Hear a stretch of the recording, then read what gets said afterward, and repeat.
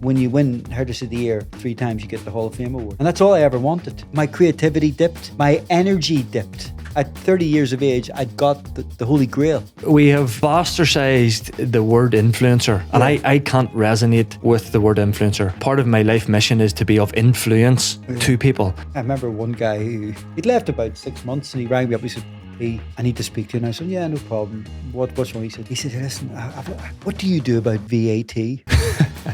I'll pay you.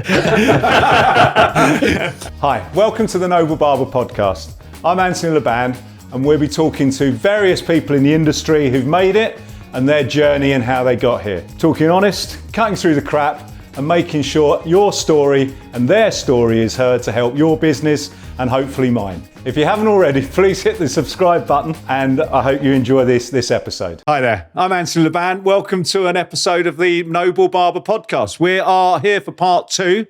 We are still in Paul Stafford's beautiful store. Hi, Paul, and we're with Neil Toner as well. Thank you very much, Neil.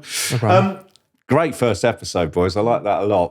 As we were coming to the end of it, we nudged into the other side of our industry, that it does open up doors. We start to be speaking about award ceremonies, going around the world, your change from being behind the chair to a more mentoring. So we have this huge kind of avenue, you know, all these avenues that come into many roads. Is that still going? Is that still there for these guys?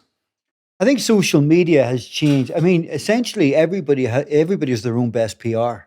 I mean, back in the 90s when I started out, and people started to use PR companies to sort of build their brand and get their reputation, you had to do it. If you wanted to diversify beyond being a salon stylist owner, then London was the place you had to be. You had to bring your press cuttings with you all the time.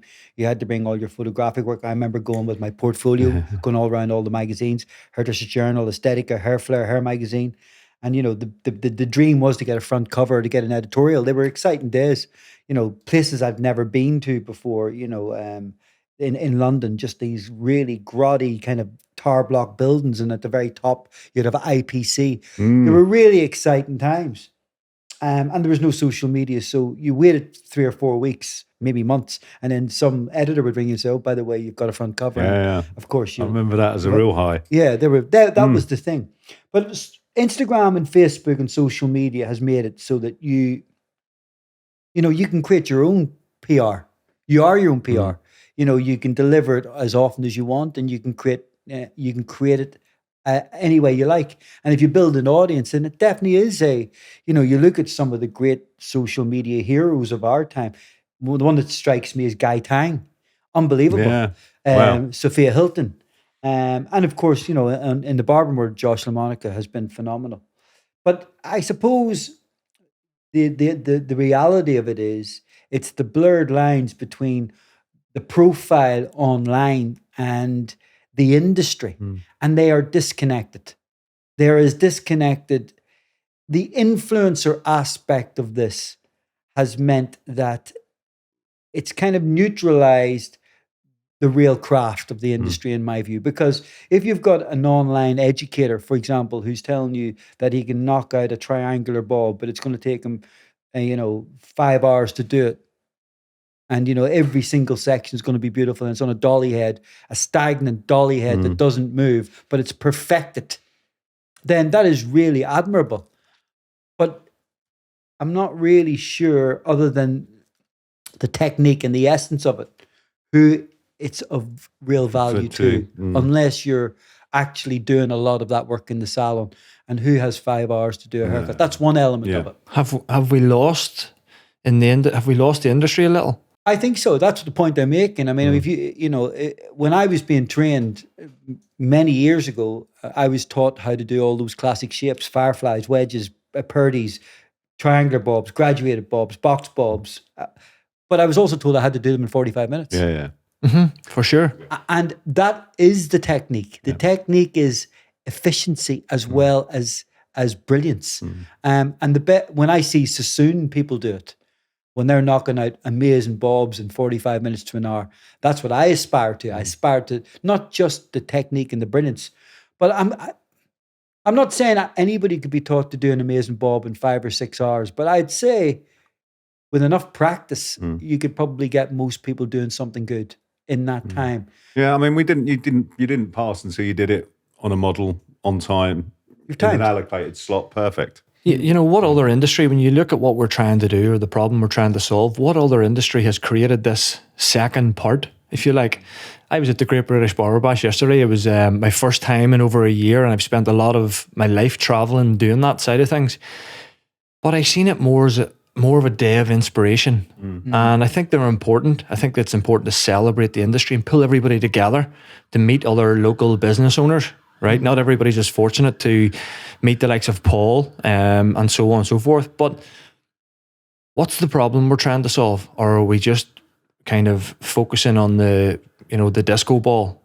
Neil, what is inspiration? Like, what are we being inspired to do, and where do we take the inspiration next? Yeah, what's the purpose of it? Yeah, okay. I mean, if, for example, have we lost sight of actually looking at people with great technique and great skills and learning from them and just admiring them?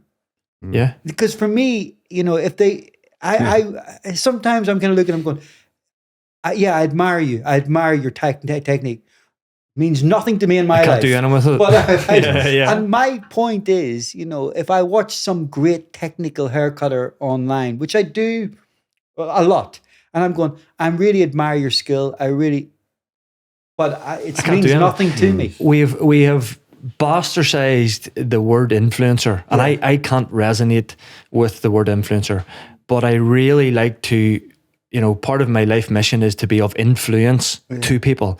So like that theory of like, even, the likes of this rise of Jake Paul, I'm a boxing fan. Yeah. We have a lot of boxing clientele come to the salon.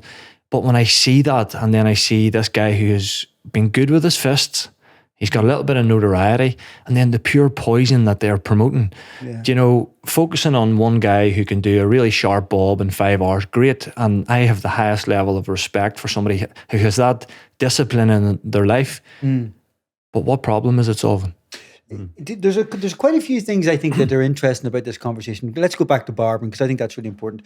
I think men's hairdressing is split up into 3 parts. I think there's male grooming, right, which is a very different thing from barbering. I think there's classic barbering, and I think then there's men's hairdressing. The really good barbers have all 3 down. There's no doubt about it. They've got that taste aspect, that aesthetic, where they can look at something and forget about fashion, and they look at the style. The style of it has to be vital. Then they've got the technique. What's going to make, would you give Robert De Niro a skin fade? No, you wouldn't. He looks great because he's got that kind of, and I think that's important. And I think for me, the people who really who impress me are the people who have that extra sense, that edge. They've got they combine the skill with that great aesthetic sense of taste and suitability. That's really important. Hairdressing used to be able to do that brilliantly. We were the best at it. And that's why session stylists like Eugene Solomon, Guido, Nick Irwin's a great modern one. All these guys, they got that balance between suitability, beauty, where the hair played maybe second to the overall image. Yeah. And that, for me, is really inspiring. Proper class. As a barber shop, we're honing into that side, Paul, and trying to, and that's the level we need to get to. The camera angle from, slightly tilted up, jaw in the right position, and the sharp image of the fade. The barbershop encompasses so much more. Yeah. At JF8 Social, we like to think of, you just happen to leave with the length of your hair shorter. It's about the experience of being in the barbershop, the conversations. We're therapists. Yeah. Remember during COVID hearing a lot about therapists. We are the modern day therapist. Yeah. Well, I think certainly I'm seeing now in my stores, and the feedback from our customers is it's about the advice our guys are giving. It's about the look, really listened, really took it in. These are phrases that were much more akin to hairdressers than were barbers. Essentially, if you think about barbers, really, even up until the last kind of 5 years or so, it was you were going in for this cut.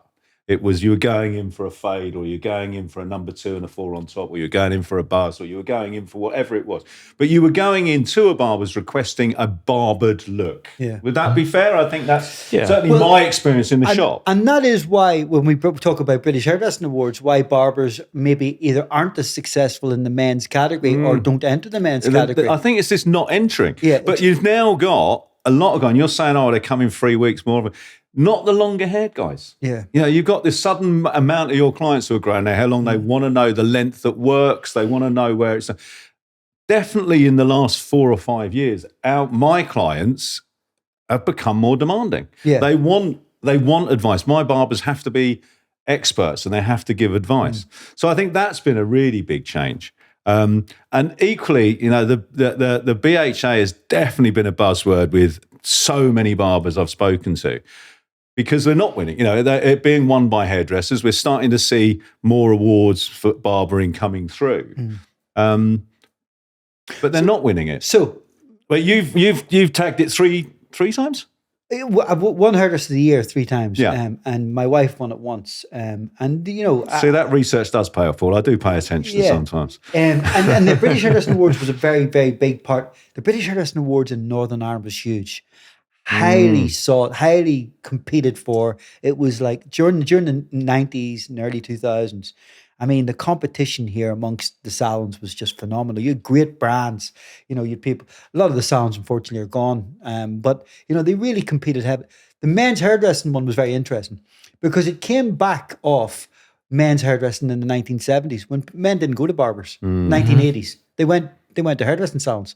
So it wasn't Barber of the Year because men's hairdressing was seen as something that was within the hairdressing industry. Now, over the last 20 years, that's changed. And I do know there have been the conversations about should there be an actual men's Barber of the Year. Okay. One of the things about barbering as an actual photographic entity, which is what we're talking about, is in order to show the skill of the work that's being carried out, the fade, the haircut, whatever, it takes a very specific style of photography. Yeah. And that doesn't work in British hairdressing or the British Hairdressing Awards because it's fashion led. So yes, it could work, but the likelihood is, and this is where I see barber competitions fail. The haircuts are great, but the styling is generally bad. Right. Not just bad in terms of how it's put together, but the choice of model, the suitability, because they focus on the technique. Whereas the British Hairdressing Awards, even though it's judged on the hair, they say that, but it's the overall aesthetic of the look that will it sit on a front cover of a magazine will it sit in the and front sell? cover.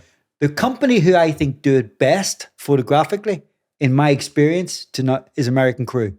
Okay. The choice of models great, the styling's amazing, but they have gone down the route and have done, I don't know what they've done recently because I haven't looked, of the American classic, the James Dean, the Elvis Presley, the Steve McQueen. They've stayed true to that. That's been their movement, yeah. And like showroom, that's the beauty. When you stay in your lane, you don't have competitors.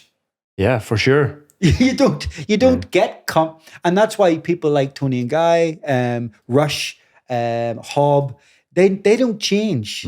So okay, they don't win every year, but they're there nonstop. Yeah. They've got a look, and I think it'll take a long time for the big barber companies, whether it's Men's Spa or some of the other big, it could be you, but you know, you have to actually identify that image so that people, when they judge it and they recognize it, they go into BHA and they go, that's Neil Toner.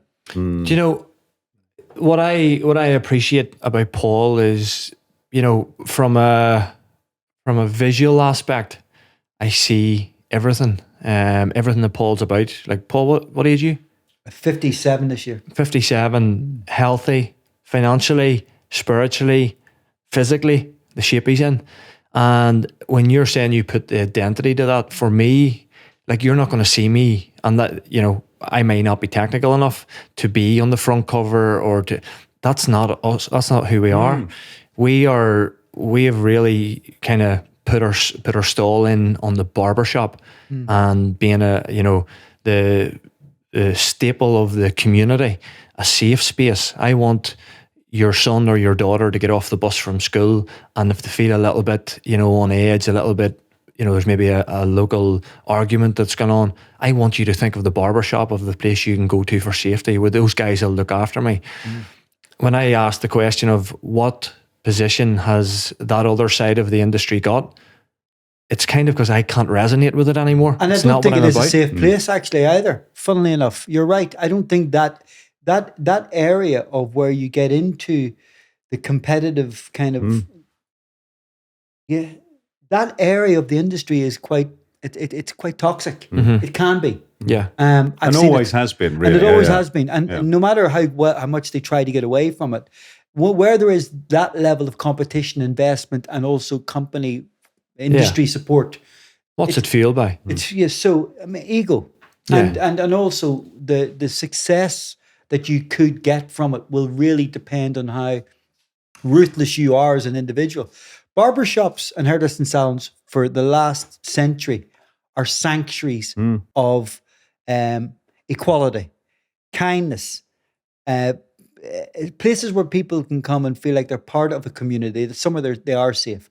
I always said when I worked in Zach's in Bradbury Place, this great salon back in the 70s and 80s, it was like a cross between Studio 54 and Bernardo's. Because all the bring me your lost and found. All the waifs and strays. Vidal himself was an orphan. Right. And so the thing that I think about it is we have to go back to that. That's why I love salons. That's why I love barbershops. And actually, I started off as a barber. I've worked in a... No way. I loved it. I like those places where people can come and, there's almost this kind of sense you're part of a family. It's just an amazing place. So the competition side of thing brought out a different side to me. It brought out a side to me I didn't know existed. And when that genie was out of the bottle, it was dangerous. Yeah. Because... It's very addictive. It's very addictive. Winning things is addictive. But it doesn't last. Ask anybody at Manchester United. Ask anybody at Liverpool. I'm not saying we were professional footballers, but, once the Hall of Fame, which is what you get when you win the hairdressing, when you win Hairdresser of the Year 3 times, you get the Hall of Fame award. And that's all I ever wanted. And I can't tell you how disappointing it was afterwards. My creativity dipped, my energy dipped, because at 30 years of age, I'd got the Holy Grail. And it took quite a long time to actually put that into something more. I started drinking a lot more, and I started to party a lot more. And, you live on that kind of ego, whatever it is. And for me, it took a long time my children came along, that helped. Yeah. But the business side of things became the focus. It comes back to what are the human needs. We spoke about, hiring staff, bringing team through, and, people think they want money, they want fame, they want notoriety. People want to be celebrities, but you get there and you realize that that's not the mission of life. You want to be happy. Yeah. Staff want to feel but safe. You've really focused now on that, on the business, on the mentoring and actually looking at not just your business, but looking at other people's business. And so you're really kind of experiencing that kind of humanness of, as an owner, we've got gnarly enough to be able to hold up our hands and go, you know what, I'm human, this has upset me, or this has made me happy, or whatever it is. Yeah. You're digging right into that with people who are presumably coming to you for help. Yeah, for sure. We go back to COVID, and we came out of COVID as an industry, as more so the barbershop as a real, Paul, you may be able to share, but real shaky ground. The studio space, the hut in your garden nearly took over. Those guys were shouting loud and proud, you keep 100% of your money. And that was really detrimental to the industry, and people were starting for the first time. And I think it's important to be open in business and having conversation, and, started to really bastardize salons and what money salon owners were making. So at that time, I leant in and started to help other salon owners who was like, my staff have started to speak about, money and, what this guy's earning and what that guy's earning. And I leant in with the skill set that I had at that time. Started to help people. And then the more I thought of it, I tried to, I dabbled my toe back into getting into the technical side of education, because I get a lot from giving back to people. the byproduct of that is you get paid, right? But the main purpose of it is to connect with somebody and to help develop them, develop their career. And one day if they come back to you and say, you really helped me, that's a job well done. And then I realized quite quickly that wasn't where my future lay. There's many, many great educators out there, many better than me. And I thought, you know what? I'm going to start working with salon owners because a lot of them are struggling. I've been that guy. I've been open enough to be vulnerable. A big part of my family's story is that we lost our grandfather to suicide, multi-millionaire. Ironically, Paul, cut my grandmother's hair, his wife, for many, many years. She's one of my favourite clients. Great lady. It was a great way for me to connect with Paul. And I remember standing talking to her about Paul. So that's kind of like a full circle moment. And so as a family, we've always been open to speaking our truth. We've been publicly shamed with that. Along with suicide comes a lot of guilt and shame. He drowned himself in a river. And I've had this mission now to go back and help anybody that's struggling with a zone of genius that I have, an expertise. And somebody said to me one time, knowledge is not ours to hold on to, it's ours to pass on. And I live and embody that. And here I am. Yeah, it's very rewarding and fulfilling. And people can say, you're not training up competition. Like, that's such a low level thought. That's not how I live. That's not how I choose to see it. We have our, as men, we're in the biggest killer of men under 50 is suicide, isn't it? Yeah. We have our industry, hair, beauty, barbering is 1 in 3 fail in the first year, 2 in 3 fail in the second year. It's so intertwined. I think, Neil, fair play to you. I do get salon owners who contact me, and I remember one guy who contacted me. He'd left about 6 months, and he rang me up. He said, "P, I need to speak to you." And I said, "Yeah, no problem. What's wrong?" He said, "Listen, what do you do about VAT?" I'll pay it. and I just realized that I think we need to meet. We need to talk. At the point, you've taken it to a different level. And I really admire that because, first of all, it's time consuming. In some ways, it's quite thankless, even though, the people who you're giving the advice to. But at the end of the day, what you're getting out of it is simply you passing on your knowledge. So this industry is doomed for failure because even though we all like to think that we're passing on our skills, we actually aren't passing on the core thing that drives us individually. We can't. No. You can pass on your enthusiasm, you can pass on your love, you can pass on, but actually there's something in us that makes us that kind of like Teflon person who, even no matter how bad things are, no matter how difficult things are, the resilience only just makes it stronger and stronger, isn't it? Let's not underplay that. That is a very, very unique thing. And I see it less. Here's the other thing. It's a generational thing. I know his family. I know exactly where he gets that from. Yeah. I know because I know his aunts, I know his mum, and I knew his grandmother, who was a strong woman. I remember after your grandfather passed, she came and had her hair done, and she was stoic. Because they were part of a small community. I remember it really well, Neil. So there's different. I said something earlier, and I'm going to repeat it. I'm not down on the kids. Anybody my age who says things were better in my day, I walk away. I'm like, I don't want to hear this shit. Yeah. Right? We're not better in our day. Here comes the wisdom, like that kind of guy. Yeah, but kids are different. Young people are different. They're not built the same way. We have spoilt our children. My children have all the things I could never have. Yeah. And that has changed their attitude to the way they deal with failure and success and how they act, how resilient they are. And as we said earlier, if they do things really, really quickly, they might get up and dust themselves down and think, it's okay, I'll get through this. But it might be so hard they never get back up. And that's just not something that's in my head. No. Yeah. And I think that has to be one last thing about post-COVID. The big white elephant in the room. All these people who set up their own salons in their trucks and their sheds and their kitchens and their toilets. It was because clients wanted them. Yeah. The clients wanted them. They didn't go up to people's houses up in Malone Park and knock on the door and go, I'm doing a bit of moonlight and hairdressing. The clients were contacting them on Facebook and Instagram and texting them and going, you know, I'm not doing anything, but I really would love my hair done. Can you come and do my roots?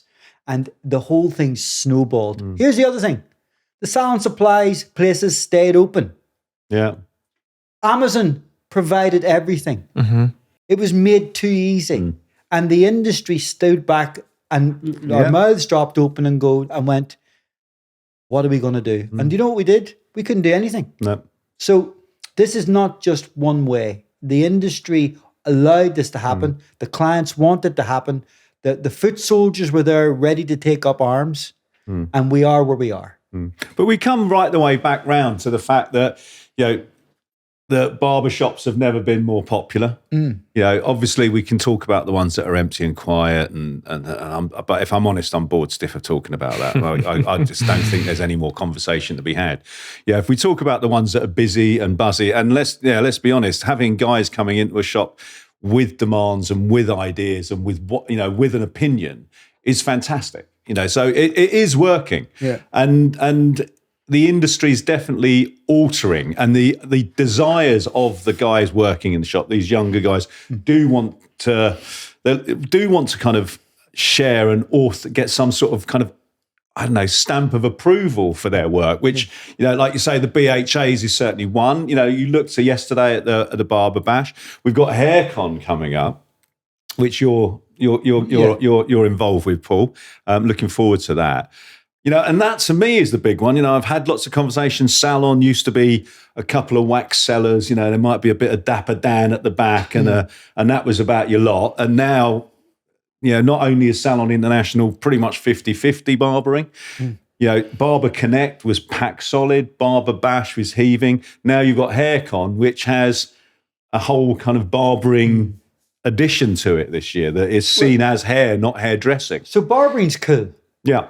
But the culture, the barbering thing for me is I aligned it to punk rock. It needed to happen. And it happened brilliantly when it did.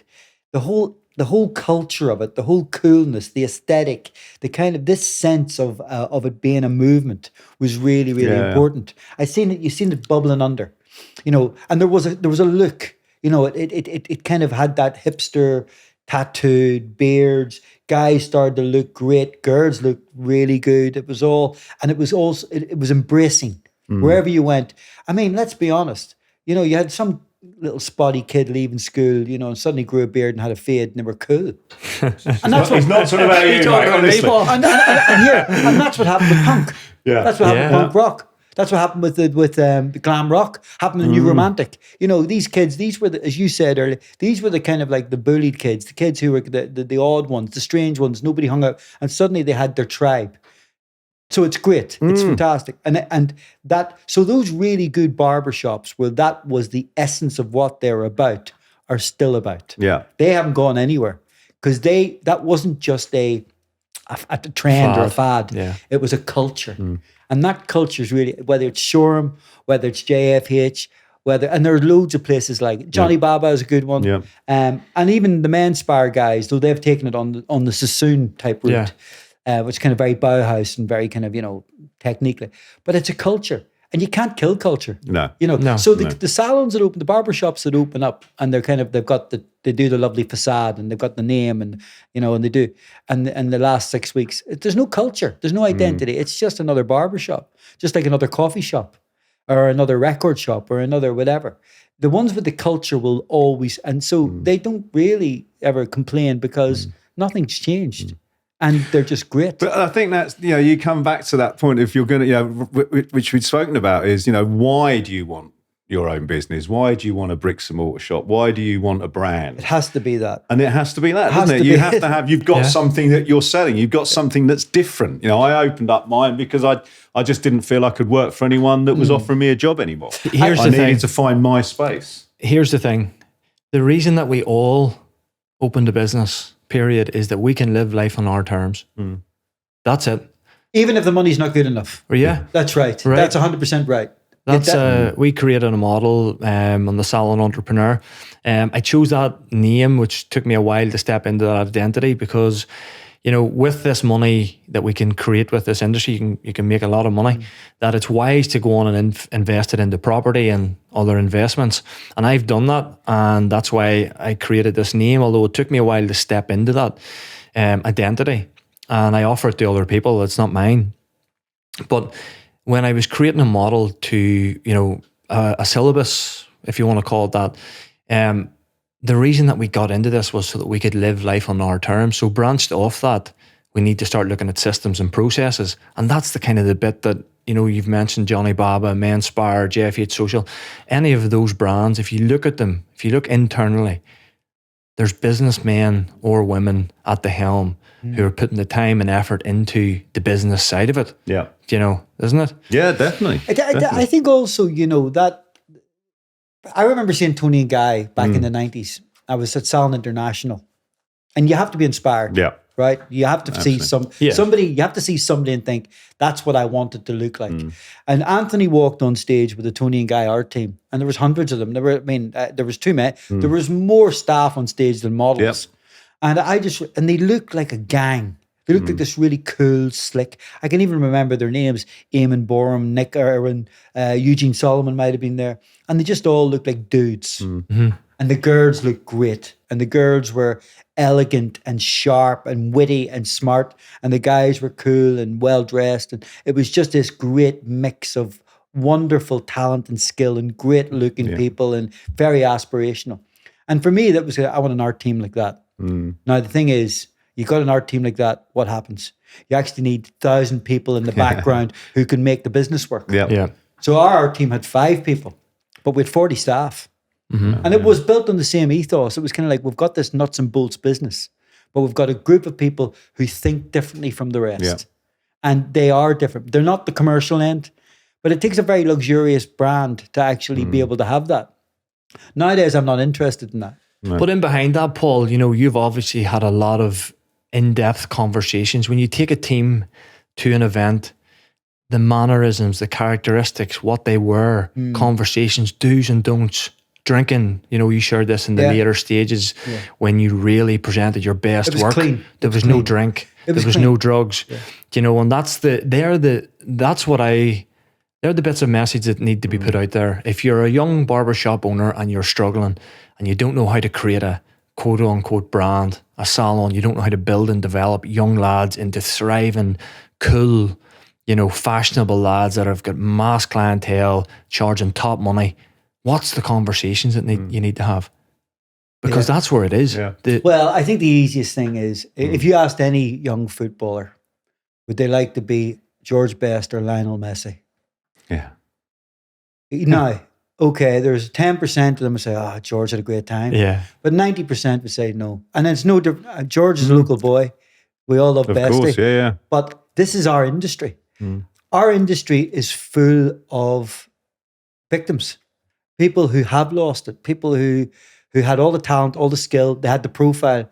But the dark call of the evening after the audience is gone and the show's gone and they're sitting around talking shite at 3 o'clock in the morning, that's a very, very intoxicating part of the industry. I was part of it. But Paul, so what just on this journey and what the senses and feelers that I'm getting is I felt that for so long, and they're the guys with the loudest voices. But what's really, really exciting for me to sit here is to hear how you've evolved, and you're saying the modern day you is even more powerful than the one we've already had on stage, and this evolution of Stafford Hair. I think it's, in some ways, I'm a bit surprised myself. But I can't believe I still love it. I think that's the thing. When I was talking about... What is it? there is something magical about just being able to have that scissors and comb in your hand. And that's the industry. Yeah. That is it. And those people around you, we have a girl who just started working for us.